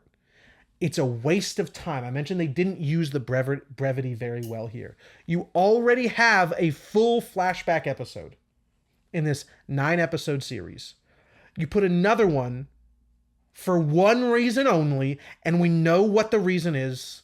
I don't even need to say it to all the seals on the internet clapping that this is the best thing. This episode is the best thing HBO has ever done. This is the shining example of what adaptation should be like. It is nonsense to me. It is a waste of time. The second to longest episode in the whole series. I mean, it's crazy to me. So what I do understand is like the contextualizing of, oh, any dead body they come across could be a story like this. You know, that's like, I guess that's what they're getting at. You know, I guess that makes sense. But that is a lot of time to deliver that. Well, it's a character. It's the character you meet in the game, but they kill him off. You don't actually meet him. I'll finish the end that really set me off. Not only was it a waste of time, 75 minutes or whatever it was. What really set me off here was the very end. Katie disagrees with me. She agrees, like, yeah, that does not need to be there. That didn't further the story at all, except for them getting the battery. They could have used more to show more of what was actually there. This is where her and I disagree. I wonder how you would feel about it. Maybe just watch episode 3. Because as I mentioned, in a vacuum, I would probably enjoy it, except for the end here. Okay, so the guy that got trapped became Nick Offerman's husband, eventually gets cancer. Maybe he's just sick with something else, but he's very sick, and they're pretty old at this point. He's in a wheelchair. He's barely making it. He's got to take a bunch of pills every day. He's done. All right. So he leaves a letter for Nick Offerman. And he can't quite say it to... I think this is how it works. Maybe he does say it, but I feel like he left a letter. It doesn't matter. They're sitting in the living room and he's reading this letter out loud. Nick Offerman is, with his husband sitting right there. And it's talking about how he wants this to be his last day. He's going to kill himself at the end of the day. He wants Nick Offerman to do these many things for him. Make him this beautiful dinner, which is great. I honestly, why wouldn't you do that? If you knew it was your spouse's last day, give them the best day they can. And he's wanting Nick Offerman to do all these things and finally put this pound of pills in his wine, crush it up and put it in his wine at the end of the night, and he'll go to bed and not wake up. It'll be totally peaceful. It'll be a nice romantic day. And Nick Offerman is crying the whole time. I can't do it. I can't do this. And this is what really set me off. His husband says, "Do you love me?" Nick Offerman says, "Yes." "Then love me like I want you to." And that statement, I know the world is so different and morality is so different in this sort of dystopian fiction. But that statement is one of the most selfish things I've ever heard. Yeah. Not even getting into the argument of suicide being selfish or not. I'm not even sure I would call it selfish. I'm not having that argument. This, though, his husband is there weeping. "I can't do this to you." He's not even telling him not to do it. He's saying, "I can't be the one to do it. Love me like I want you to." And he goes through the whole day. He takes him to the store to get clothes, which they I guess they aren't using the closet. There's this whole town that they've sort of have to themselves. They go to the little boutique that they set up. They pick out some new clothes. They go pick these nice fruits and vegetables from their garden. He makes a beautiful dinner. And then they sit down. He has a bottle of wine. And Nick Offerman, they start drinking. And the his husband is like, wait, I would expect it to taste a little different. Did you put it all in here? And he says no, and they realize, oh, you put it in yours too. No, what have you done? You can't kill yourself. And like, he can't go on living. He just said, like, this is it for me. I can't do this. And so finally they both go to bed together, and they die there in the room. A letter is left there for Joel. He expects Joel to come find him sooner than later. Anyway, it was that's what really put it over the edge for me. Yeah, until that, I just felt like it was maybe because I don't mind when people go the whole 9 yards of like self-indulgent, like, oh, I'm gonna do a whole episode because this is a story I want to tell. And no, they do that several times here, which I don't mind. I didn't believe that the leader of that faction, that woman with just the total lack of gravitas, but adding all of that, I didn't mind any of that. Yeah, no, I mean, like, what I'm getting at is, like, it's so indulgent to have a whole episode where you don't progress the plot of your story forward, really. Okay. At all. I don't mind that so much, because, like, I love some of the most self-indulgent crap in the whole world, but that line, that hurts. Yeah, it really rubbed me the wrong way. But also, since the series is so short already, I didn't...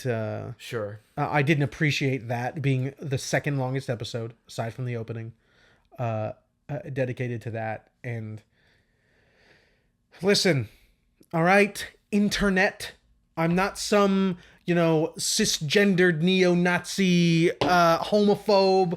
All right, I love The Last of Us 2. One of my favorite shows, genuinely one of my favorite shows, is Schitt's Creek. The love story in that, the relationship between those two guys is one of the best, primetime television relationships ever. Schitt's Creek is a nearly flawless show. I love it so much. All right, I just don't need to be preached to. The Last of Us 2 has plenty of homosexual relationships in it. No problem. And I just said, in a vacuum, this episode would be fine, except for the end, which I just totally disagree with the philosophy there. Like, whatever, that can be debated. It's not that. It's not, oh, they put gay shit in my show. I don't care. It's the fact that they wasted so much time. And then it really it set me off. Right? It's a long that end right there. I don't know. Not good for me. I don't know. I just, I'm already not the hugest fan of The Last of Us, so I don't even know if I would. I wasn't going to watch the show. Now I'm probably not going to watch the show. Based on the ending, primarily, like that episode 8. Just, if that's going to be what they're going to do going forward, then I don't know. I do wonder. I wonder if there'll be a gap season. That's the wrong way to put that. I wonder if they will not go straight to Last of Us 2 and just fill in that, because you have a bunch of flashbacks in Last of Us 2. I wonder if they'll just do all of that. Interesting. They fit so well. I don't know. Sounds like a decent show. Whatever. It is a decent show. It's got a lot going for it. Have y'all seen The Wire? Have y'all seen like these True Detective? True Detective season 1, the best season like, how of are television you ever? You mentioned earlier, like, you would have to completely forget 6 seasons of Game of Thrones to call this the best thing HBO's ever done. Yeah, that's a stretch. I mean, again, I haven't seen it, so I can't judge it. But I mean, based on this, like, I feel like you got better off. I just watched HBO's. I guess they're on season 2 now. It's not that new. Katie and I just watched season 1 of the White Lotus. That's an anthology series. It's just about some super rich resort. That show is fantastic. That's where the manager of the hotel, I think, is Nick Offerman's husband. I think that's where I said, oh, I just saw him. I think that's where. That guy is great. Really? Whoever that is, I've not seen him before, except for, I guess, The Last of Us. That guy's great. I want to see him in more. That character is great. White Lotus is filled with great character moments. Like, all right, I don't want to get into another rant about a show. White Lotus is just genuinely pretty damn good, dude. Probably better than The Last of Us. The show's got a lot wrong with it, despite all of the good. There's a lot wrong with it. All right, what you been playing, dude? You've been playing a lot of stuff that was not Atomic Heart. Bayonetta. Bayonetta 1, Bayonetta 2, Bayonetta 2, right? Yeah. No, so I played Bayonetta 1, Bayonetta 2, and then redid Bayonetta 1. Oh, I thought you redid 2. Okay. So, I will be brief because I could talk about these games a lot, and I'm going to try to convince Tyler to play 2, so I might have more room to talk about it if we do. You don't have to convince me. There's just a bunch of other things I want to play more. I want to play 2. Yeah. It's just not on my short list. So here's what happened is I played Bayonetta 1, and it has a lot. It has the most confident sense of identity I've ever seen a new IP have. Ever. And of course it helps that the character herself is the most feminine, amazing, wonderful. Like, she kills people with high heel hair stomps. she struts everywhere. She is so confident in herself. She's not this, I forget who mentioned this. It was one of the major reviewers when it came out. It says, I'm glad to see that we're not relegated to G.I. Jane as the only game protagonist. That you have to have these, like everybody has to be just like Lara Croft. It's like, no, you can have these just dynamic, crazy personalities. You just dig in. Like, Bayonetta is just a dancer who happens to be a witch and is just summons demons to the conduit of her hair. She's so cool. I mean, every step, when she turns her head, the way she talks to every demon, she literally commandeers a missile that was launched at her and rides on it with her hand. She summoned the little fake pilot microphone and says, "We're on the way, boys." And it's just every moment. Oh, and the delivery of the lines. Oh, I dude. forget her name, but the actress. Yeah. She's pretty good. Except for she's also freaking crazy. Really? I don't know any of that. I finished. I followed that saga. She's a nut job. That's awesome. But yeah, all I can say is this is some of the most confident. This is the most confident I've seen a new IP be.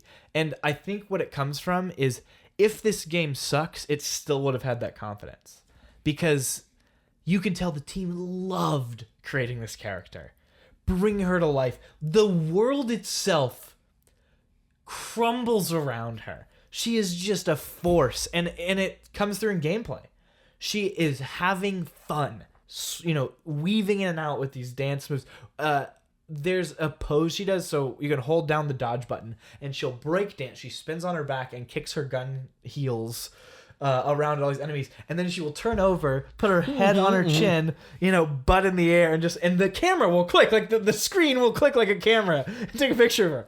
It's just so rich. It is a Hideki Kamiya game, and so unfortunately, I played this game, and there's a lot of BS in this game.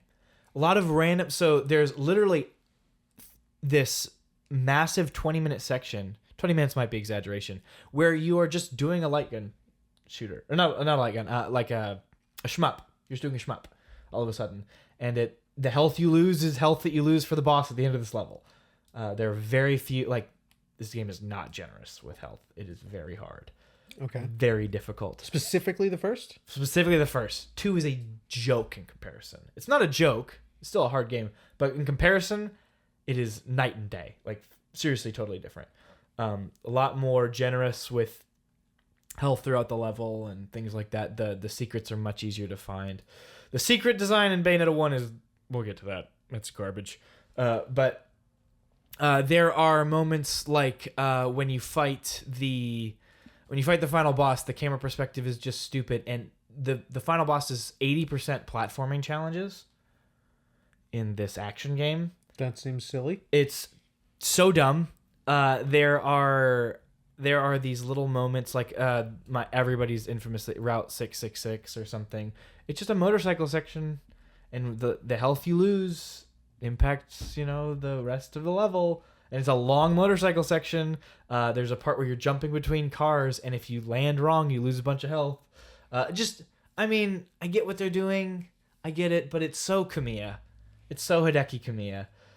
To top it all off, the secret design is insane. Most of the secrets, you have to progress to a certain point of the level right before the level locks you off from going back, and then backtrack to the beginning of whatever that section was, and the secret will all of a sudden have appeared. There's no indication that happens. There's no indication the secret will appear there. You literally just have to look it up. Sometimes the health upgrades are hidden in random statues that usually you break to get gold or something. Terrible secret design. Yeah. Some of the worst I've ever experienced in a video game.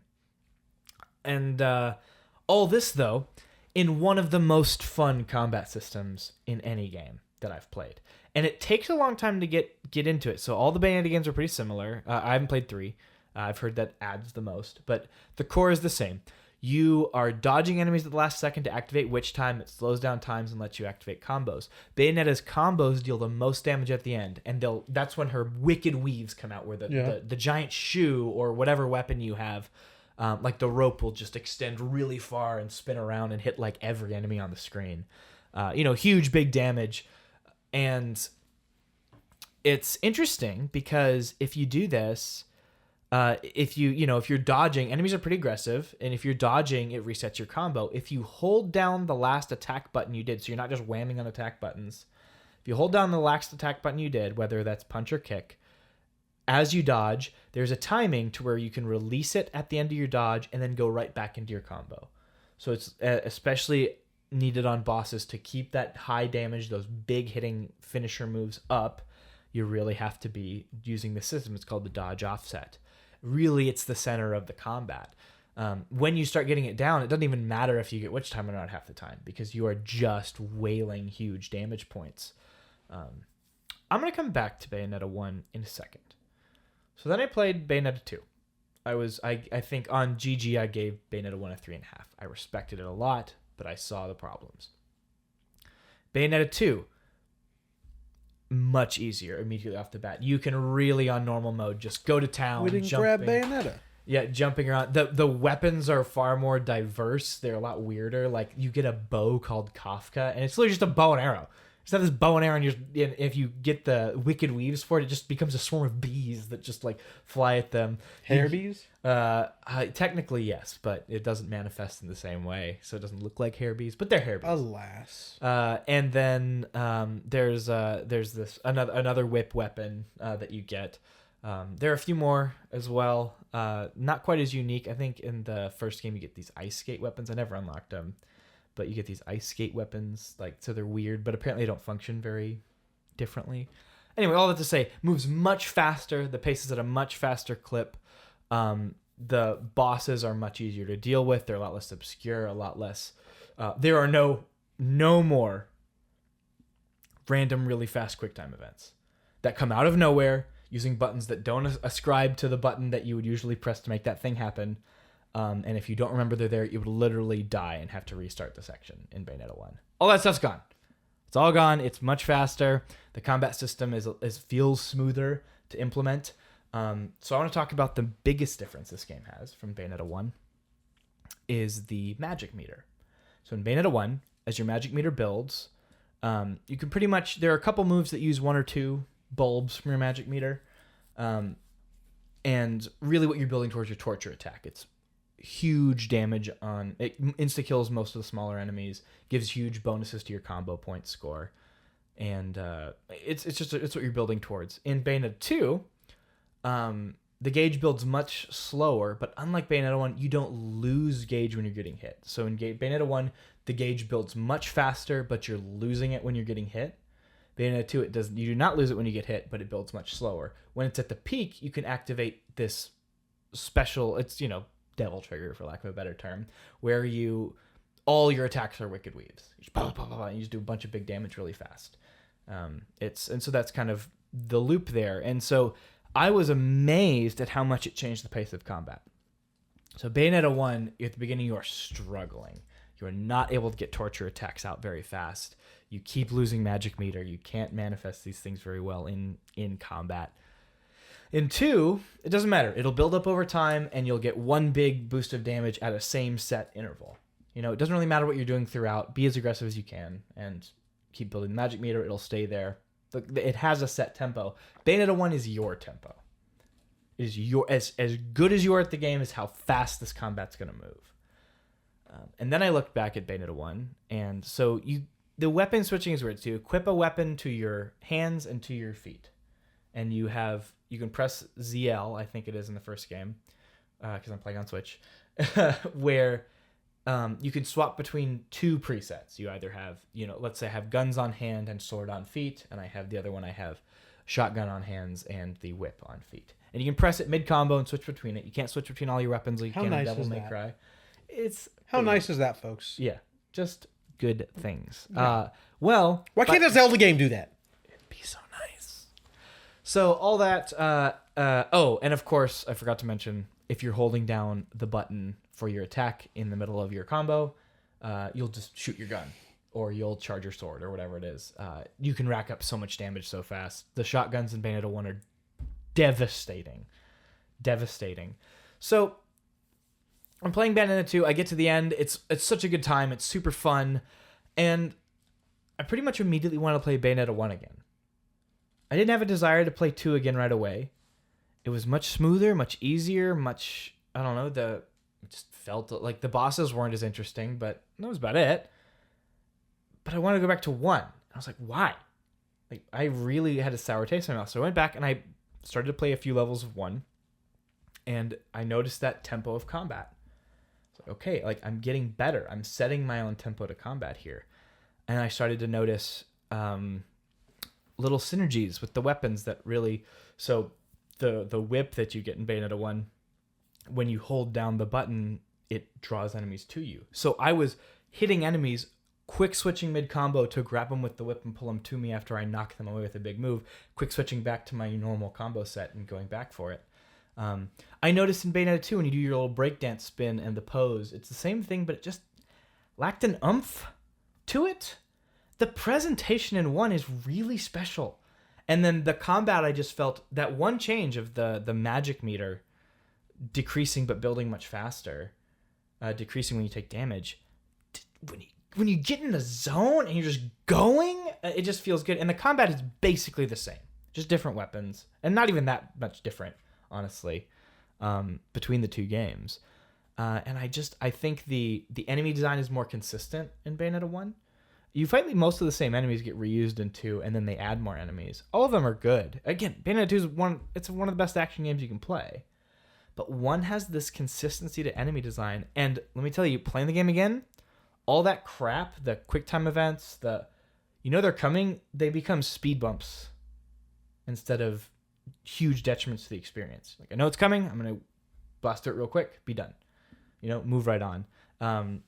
And really, outside of the secret design and knowing you have to endure those things for the first time you play, Bayonetta really is a superior experience. I would put it in my top 5 best action games. So why would you recommend 2 to me over 1?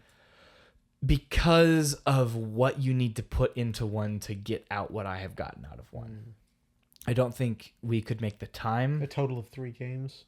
Yeah. 1, then 2, then 1 again? Yeah. It's or you could just do 1 twice with a gap, but I would recommend to most people to play 2. It will give you the fun combat of Bayonetta. You'll get a lot out of it, but you're not going to be switching mid-combo to grab with ropes the first time or maybe second time through a game. Like, it's something you think of and build towards as you play and master this combat system. Oh, dude, it can get good. So, Zack, you have made it a long way on this action game journey. What is next? What is next? More action games? Yes. What? What's next? Just not like in chronological order. No. What are some things you're thinking of playing soon? Since I've played Bayonetta 1 and 2, obviously I want to play 3. Of course. I've heard from many people that it's their least or favorite one. I've heard the combat is the best in 3. It's going to be hard to top the consistent enemy design of 1, but we'll see. I've heard very good things and very bad things about Bayonetta 3. I assume I'll love it. But I'm probably going to jump into Astral Chain next. I have Astral Chain. You did finally get it. Yeah, it's up there. I gotta pick it up before it really goes higher. It looks really good. So I'm probably going to go down the platinum route. I'll come back to Team Ninja. I really just need to play through Stranger of Paradise. I've played enough of Neo 2 to get it. I've played, I think 15 hours of Neo 2. So I have enough. I get it. I want to play Stranger of Paradise. So I'll come back to that. And then I'm going to run down after Platinum, I'm going to run down the Grasshopper Manufacturer rabbit hole. Interesting. Why?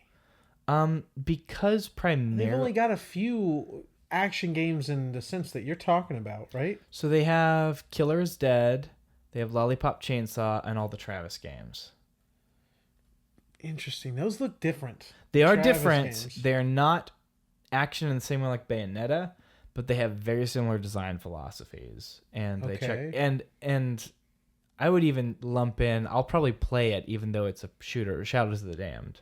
When I play these games. Oh as yeah, well. that's just because not I an want action to. game. Just because I want to play it. But, yes, me too. I want to play that one with you. Yeah. The No More Heroes games. But I think what I think about Grasshopper Manufacturer is that it's going to be a good bridge into those weird, just PS2, PS3 era action games that just used to exist and come out all the time from Japan. And you've got some oddities like Castlevania. I do want to play that. El Shaddai. What are those? The Lords of Shadow 1 and 2. El Shaddai you just mentioned.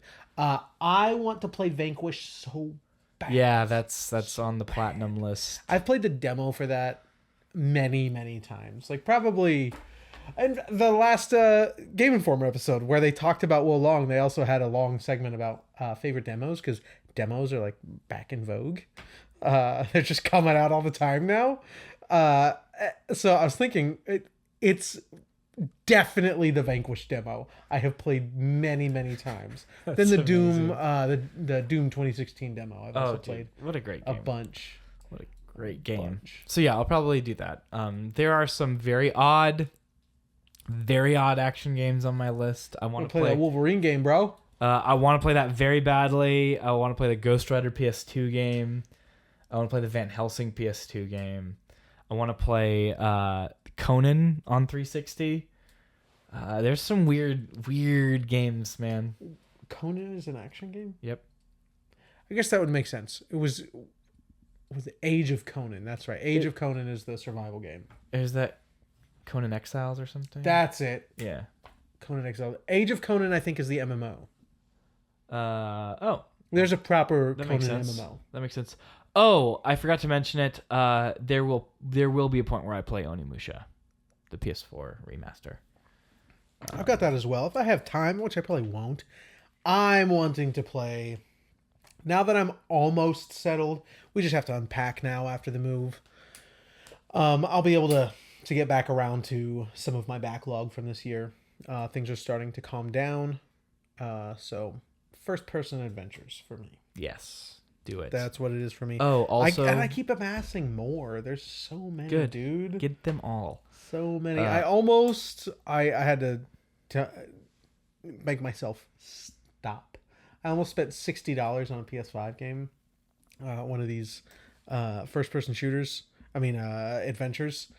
So very different. I was about to do it, and then I can't really I can't justify the $60 for 2 hours.